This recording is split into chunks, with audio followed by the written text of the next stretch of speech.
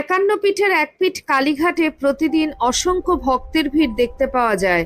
দেশ দেশান্তর থেকে সেখানে ভক্তেরা এসে ভিড় জমান। মাকে একবার দর্শন করার কামনা থাকে বহু ভক্তেরই।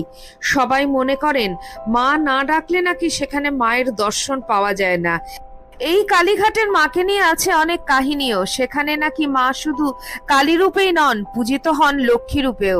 কালীঘাটের মা শুধুই ত্রিনয়নী নন, তিনি জীবনদায়ী ফলদায়ী মাতা রূপেও পরিচিত। তার কাছে গেলে তিনি নাকি তার ভক্তদের ফেরান না। মাকে মন ভরে ডাকলে মনস্কামনা পূরণ হয় সকলেরই, তাই তিনি ফলদায়ী মাতা রূপে পরিচিত। কালীঘাটের মা কালী দীপান্বিতা অমাবস্যার রাতে পূজিতা হন মা লক্ষ্মী রূপে। ওই দিন মা কালী নয়, মা লক্ষ্মীকেই মূর্তির মধ্যে প্রত্যক্ষ করার রীতি সেখানে। সারা রাত ধরে চলে মা লক্ষ্মীর আরাধনা। বছরের সেই বিশেষ দিন